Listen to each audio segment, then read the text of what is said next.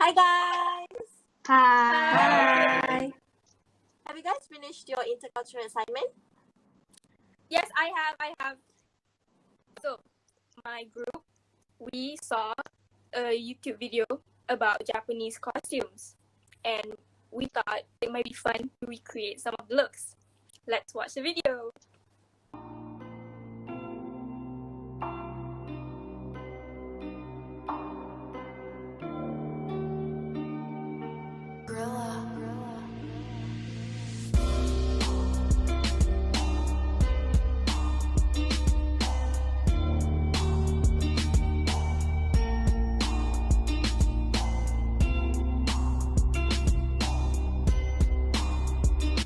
This type of kimono is known as a casual kimono. Compared to other kimono types, you will likely see this type of kimono the most often, usually with repeating patterns alongside vertical stripes. Despite the beauty, this type of kimono is not suitable for formal events. Instead, it is great for a stroll around town or during small celebrations. In fact, this kimono was the most common way to dress before Western clothing became popular in Japan.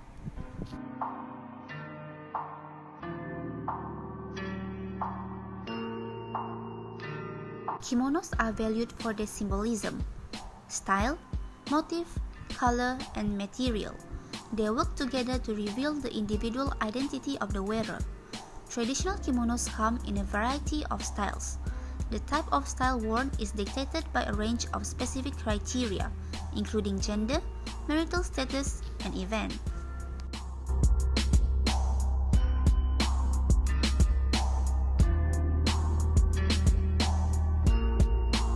Yukata is a Japanese garment, a casual summer kimono usually made of cotton or synthetic fabric. It can be worn by both men and women. Yukata literally means bathing clothes, although the use is not limited to after bath wear. Yukata are a common sight in Japan during the hot summer months. Yukata are worn at outdoor summer events such as hanabi or fireworks displays and Bon Odori festivals. It is common to see guests strolling around town in their yukata and geta while onsen hopping.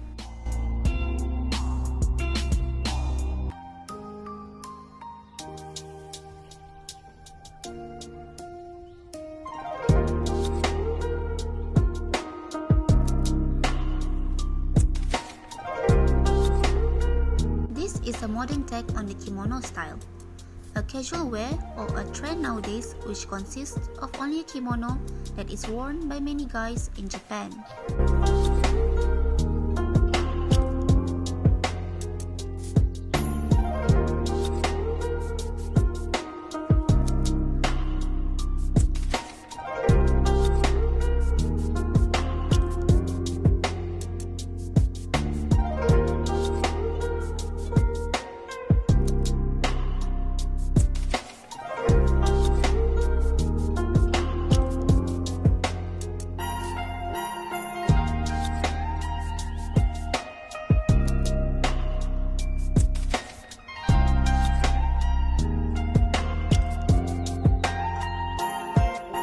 The modern kimono can consist of really basic pieces to create a fashionable outfit.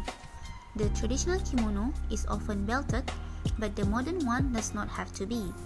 It can be a great statement piece and is available at a wide range of prices and in patterns like floral, stripes, and geometric. They have an ethnic feel to them with an infusion of cultural influence.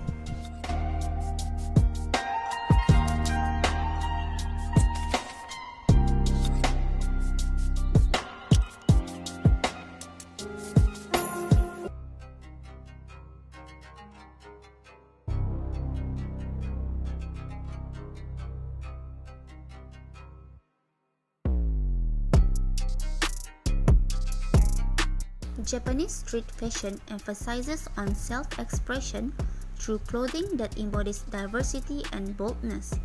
Instead of the "who wore it better" mentality, Japanese street fashion embraces harmony and collaboration. Seen in the video are the top two trends in Japanese street style: layering and denim.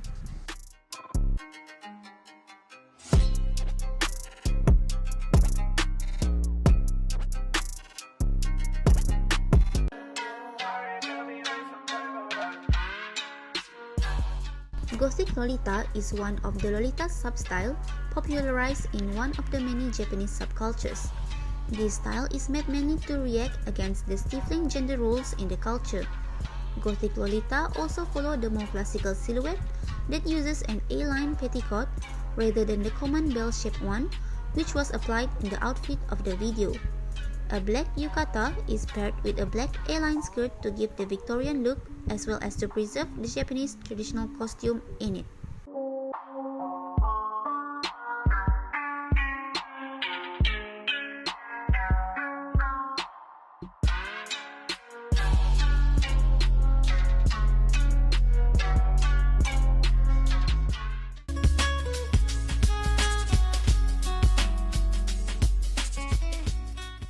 That is so cool, Layli. I would want to wear some of those costumes.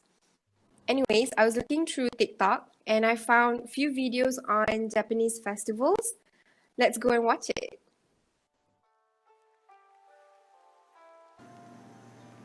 Hi! Fun facts about Hanami Festival. Number 1. The meaning of Hanami.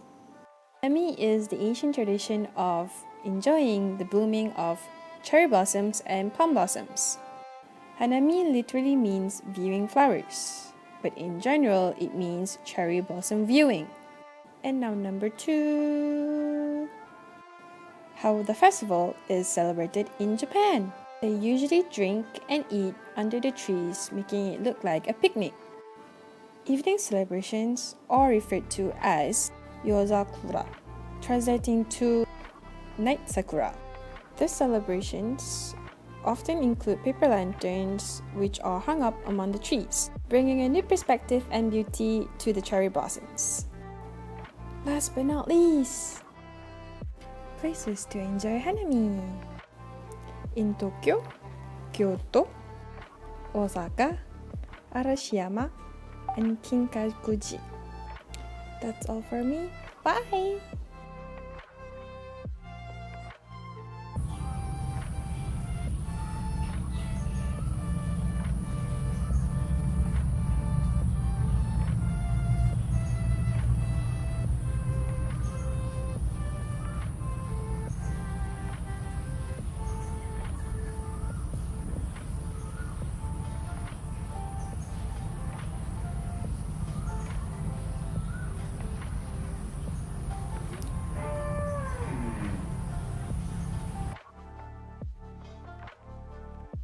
Hi everyone, so around the beginning of the new year, many Japanese people often celebrate Mochitsuki, or also known as Mochitsuki Matsuri. Mochitsuki is celebrated in hopes of bringing good fortune for the rest of the year, as Japanese people also believe that it helps strengthen your teeth and your bones. The word mochi is similar to the Japanese word to hold and to have, and this annual tradition has started ever since the Heian period. And nowadays, Mochitsuki is celebrated amongst the society and the neighborhood in Japan. During the Mochitsuki festival, a lot of traditional Japanese games will often be played by a lot of Japanese and also tourists, as this time of the year there will be a lot of tourists that will visit Japan in hopes of sharing good fortune and also to celebrate this annual tradition and also enjoy fresh delicious mochi. Tanabata or Star Festival is one of the 5 traditional seasonal festivals in Japan. This festival is celebrated on 7th July every year and is based on a Chinese mythology involving 2 lovers represented by stars. The Japanese version would be Orihime and Hikoboshi.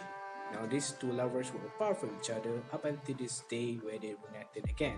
So the Japanese celebrated this event by hanging various ornaments on erected bamboo trees. One of the ornaments is called tazaku, or colorful strip of paper containing wishes, usually hopes or dreams. Other than that, they also hang origami shape of a crane or a talisman. Each one of them serve a purpose or wish in a sense.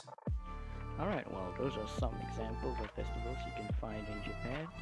Hope you like it, hope you enjoyed it. Maybe comment down below on what's your favorite festival from the examples listed.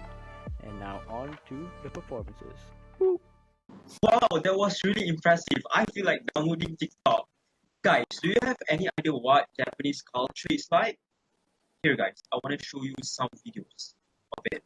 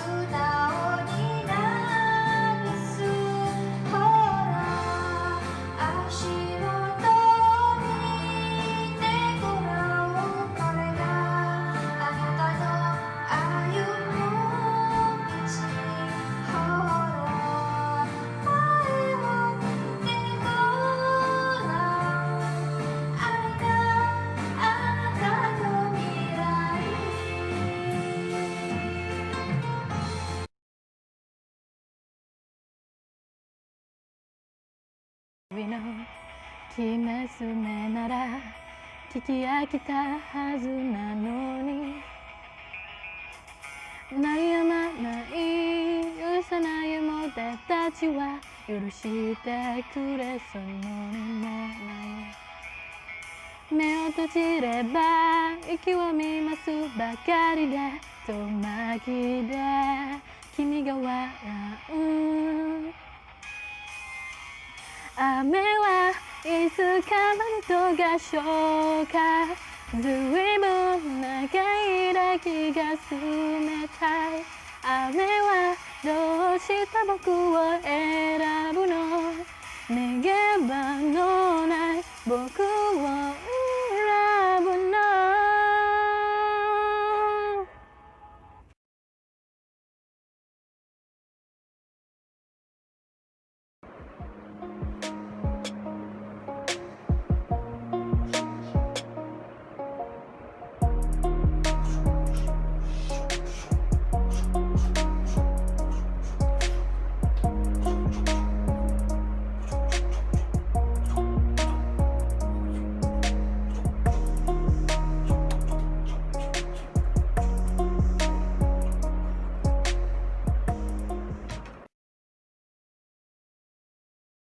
Wow, Farhan, that was amazing. So my group and I did a video on the food culture in Japan. So here it is. Hi, Assalamualaikum. My name is Nabil bin Wildan, and in this segment, Japanese traditional food, we will be solely focusing on sushi. So what is sushi? Sushi is vinegar rice that usually accompanied with seafood. And to give you guys a better picture on it, hopefully in this next clip, you guys will be looking at how to make sushi. So hopefully you guys enjoy it. Wow, that was some great explanation, Nabil. Now, how about we cook some sushi? First, cook your sushi rice according to the packet's instruction. Once it is cooked, you can take the rice and put it in a bowl to cool it down.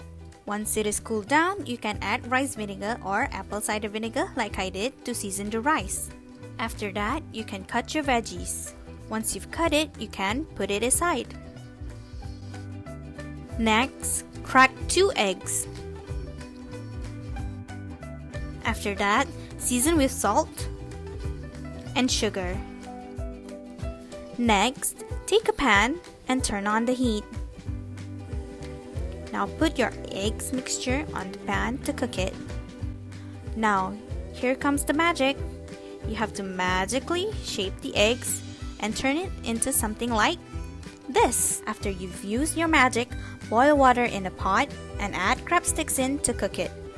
After you've cooked the crab, take nori and slice it, shape the rice, cut the eggs, and then assemble.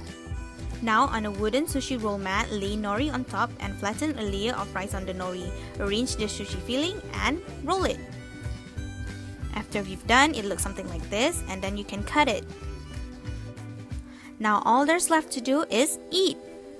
So that was how to make sushi. Now, let's learn the dining etiquettes of Japan. First, we have the practice of showing gratitude before and after meals. In Japan, it is considered rude to eat a meal without properly thanking the person who made the meal. So instead, we must say our thanks before having our meal. A similar display of gratitude is done at the end of the meal. It is equally rude to leave the table without thanking the person who made the meal. Thus, we should say our thanks to properly appreciate the meal given to us.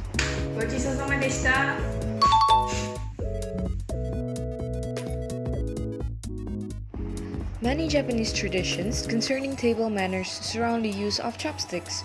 Not only should they be held correctly, one must never leave chopsticks standing vertically in their bowl of food, as this resembles an offering made at funerals.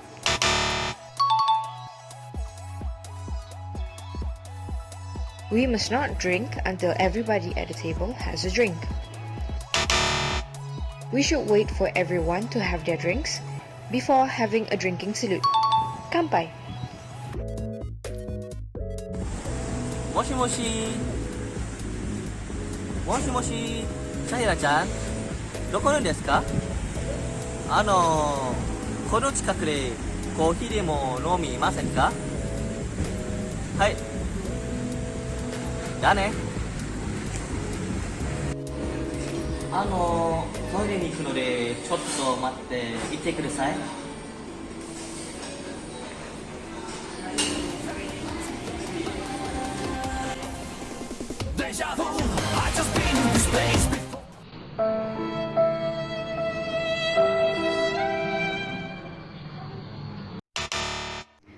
In Japan, the person who does the inviting usually pays the bill. Now, this is considered as a common courtesy in which you are expected to pay the bill. It is also advisable to not invite anyone to dinner if you are not able to pay, as it will be considered rude to leave as such.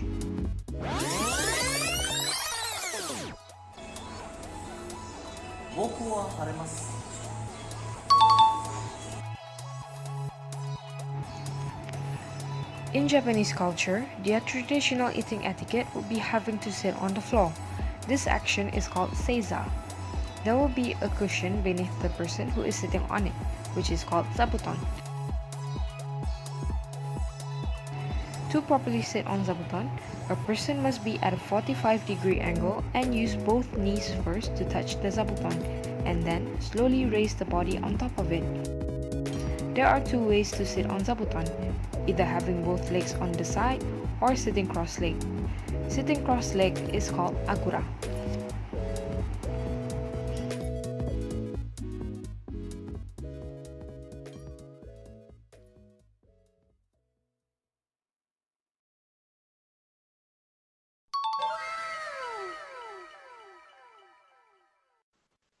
OMG, Aida. That sushi really made me want to grab some after this. So for my group, we did some research about Japanese games, and we found a vlog about a girl who went to Japan with her friends, and she explained these interesting Japanese games. So let's watch. Hi guys, Assalamualaikum. Welcome back to my YouTube channel. Hi guys. Okay, firstly, I would like to say sorry because I haven't done a vlog in such a very long time. So for some of you who haven't followed my Instagram, you guys might not know this, but on February this year, I went to Japan with my friends, and it was really, really fun and exciting. And I decided that maybe we could do a collaboration on 5 interesting Japanese games. Hi everyone, my name is Nurhani Muhammad Hassan. I am going to introduce one of the most interesting traditional Japanese game that we tried during our trip to Japan, which is Daruma Otoshi. Have you ever tried Daruma Otoshi before? It seems to be a popular souvenir even though it has been around for so long. Isn't it cool? So, how to play? You have to hit the blocks one by one from the bottom while avoiding to knock over the ones on top. So you have to be quick and have a correct momentum according to the block's position. It will be so much fun if you set a penalty to play with your friends, such as call your crush penalty or post a silly face on Instagram penalty. Another interesting Japanese game that we all should know about is Fukuwarai.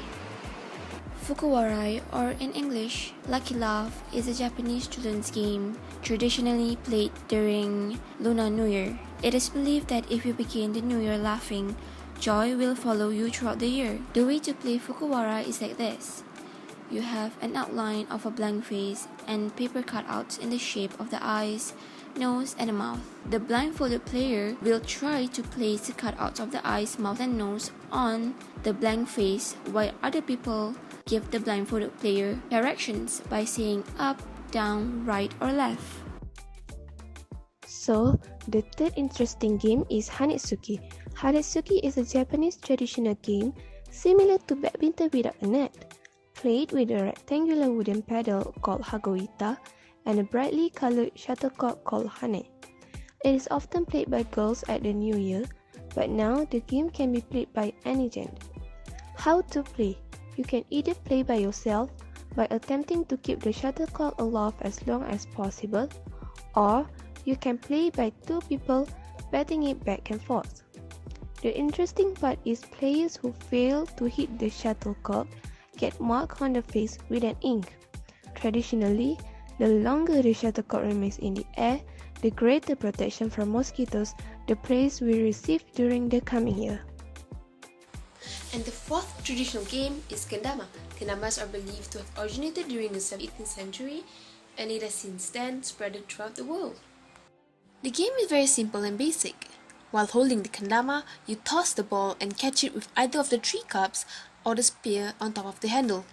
While it is simple, it is not an easy game. People who have played this game have studied it and have specific techniques in catching the ball. Nowadays, there are competitions held specifically for kendama players around Japan and even overseas. Now let's look at how a professional kendama player plays it.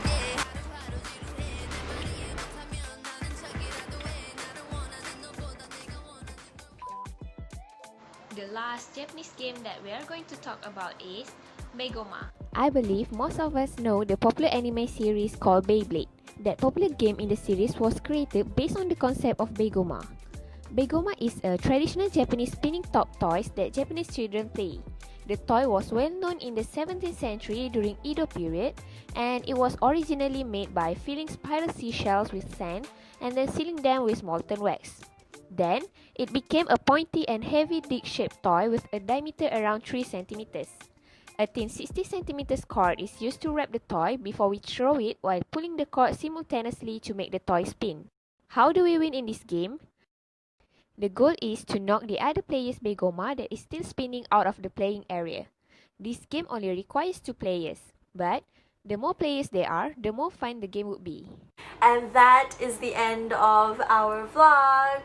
Thank you so much to all of you who have watched this video from the start until the very end. Hope to see you guys soon in my next video. Bye! Wait guys, don't forget to give this video a thumbs up. Good job, guys. That was amazing. Good luck guys for your new assignment and for your next assignment. Thank you. Thank you. See you guys later. Bye. Bye.